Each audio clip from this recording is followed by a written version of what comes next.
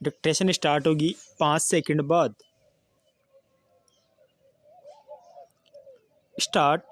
महोदय, मैं मानता हूँ कि यदि हम चाहे कि किसी भी भाग को अपनी इच्छा के अनुकूल बना ले तो यह संभव नहीं हो सकता। किसी भी देश में जितने लोग बसते हैं उन लोगों के हृदय में जो भावनाएं पैदा होती है, उनमें जो विचार उठते हैं, उन्हीं से भाषा निकलती है। हिंदी कहिए या हिंदुस्तानी, दोनों ही हिंदुस्तान में पैदा हुई और आज भी चल रही है। इसलिए मैं सदा से यह बात कहता आया हूँ कि किसी विदेशी शब्द को अपनी भाषा में न घुसने देने का विचार बिल्कुल गलत है। यदि कोई भी जीती जागती भाषा आगे बढ़ रही है, उन्नति कर रही है, तो उसमें बाहर के शब्द आए बिना रह नहीं सकते। यदि आप अंग्रेजी भाषा के किसी भी शब्दकोश को खोलकर देखें तो उसके अंत में 20-25 पृष्ठ परिशिष्ट के जोड़े जाते हैं। उन पृष्ठों में अंग्रेजी भाषा में जो नए नए शब्द आते हैं वे ही दिए जाते हैं। कुछ दिन हुए मुझे चेम्बर्स का एक पुराना शब्दकोश मिल गया। मैंने देखा कि आज का चेम्बर्स शब्दकोश पुराने शब्दकोश से दुगुना मोटा था। पिछले 60 वर्षों में जितने नए शब्द लिए गए वे शब्द नए शब्दकोश में थे। विदेशी भाषा के जो शब्द प्रचलित है, यदि उन्हें निकाल देने का प्रयास किया गया तो भाषा का रूप ही दूसरा होगा। पैरा। हिंदी वालों का यह प्रयास कि अरबी तथा अंग्रेजी भाषा के शब्द हिंदी में नहीं आने देने चाहिए, उतना ही हानिकारक है जितना उर्दू वालों का यह प्रयास कि उर्दू में केवल अरबी और उर्दू भाषा के ही शब्द रखे जाए, संस्कृत के नहीं।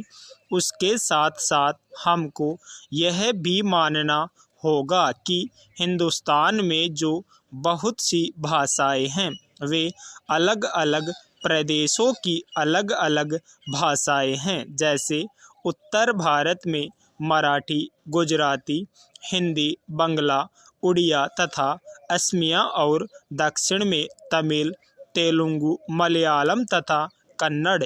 इन सब भाषाओं में संस्कृत के शब्द बहुत हैं।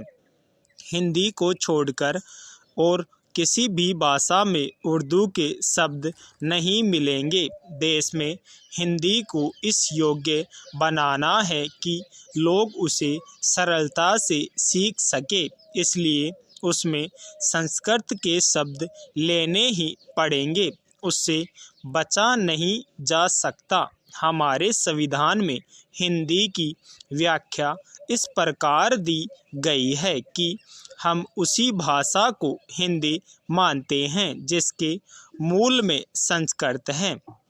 यह कोई नई बात नहीं है, इसे सभी लोग मानते और समझते हैं। आज लोग कुछ ऐसी हिंदी लिखने लगे हैं जिसमें संस्कृत के बड़े बड़े शब्द अधिक आते हैं, जो मेरे जैसे आदमी को, जिसने संस्कृत नहीं पढ़ी है, समझ में ही नहीं आते। जो व्यक्ति संस्कृत या अरबी भाषाओं में से किसी को भी अधिक नहीं जानते परंतु अच्छी हिंदी या हिंदुस्तानी लिख सकते हैं, उनको इतना समय नहीं कि वे संस्कृत और अरबी के बड़े बड़े शब्द ले। वे तो छोटे शब्दों में ही अपना काम निकाल लेते हैं। बड़े शब्द लेने हो तो वह दूसरी चीज है। पैरा। महोदय, बोलचाल की तथा अखबारों में प्रयुक्त होने वाली भाषा जितनी सरल हो उतना ही अच्छा है और उसको समझने में हिंदी और उर्दू बोलने वालों दोनों को ही कोई कठिनाई नहीं होनी चाहिए।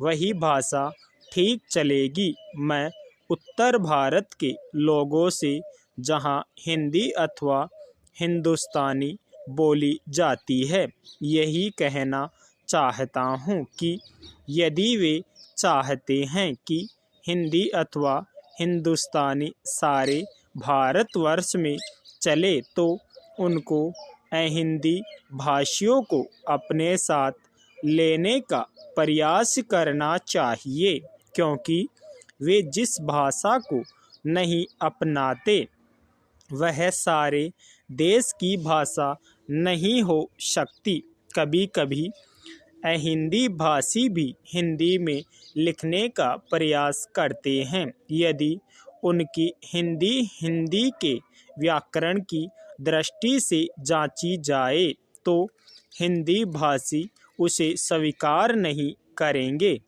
मैं उनसे यह भी कहना चाहता हूँ कि उन्हें यह समझ लेना चाहिए कि केवल हिंदी भाषा में ही नहीं बल्कि उसके व्याकरण में भी इतना हेर फेर करना पड़ेगा कि दूसरी भाषाओं के मुहावरे हिंदी भाषा में खप सके। भाषा तभी विकसित हो सकती है। मैं आशा करता हूँ कि भाषा के इस प्रश्न को सांप्रदायिक रूप नहीं दिया जाएगा।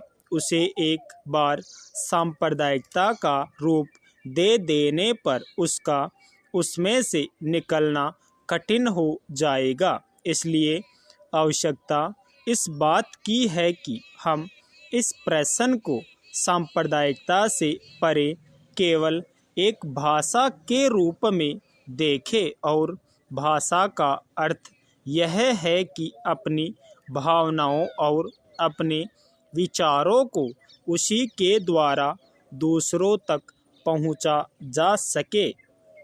यदि राष्ट्रभाषा ऐसी भाषा बना दी गई जिसे कुछ ही लोग समझे तो हमारी समस्या हल नहीं हो सकती। हमें संकीर्ण विचारों से दूर रहना चाहिए। भारत के संबंध में विचार करते समय किसी एक राज्य की दृष्टि से नहीं बल्कि सारे देश की दृष्टि से विचार करना चाहिए और तभी भाषा को वह रूप प्राप्त होगा जिसका मैंने उल्लेख किया है। महात्मा गांधी देश में उस भाषा को चलाना चाहते थे जिसे वह कभी हिंदुस्तानी अथवा कभी हिंदी कहते थे। दोनों में कोई अंतर नहीं है। यदि ऐसी भाषा को जिसे सभी लोग समझ सके हम हिंदी कहे या हिंदुस्तानी उसमें कोई अंतर नहीं। मैं नहीं समझ पाता कि इसमें झगड़े की क्या बात है। एक दूसरा झगड़ा लिपि के बारे में भी है। हिंदुस्तानी अरबी और नागरी दोनों लिपियों में लिखी जाती है।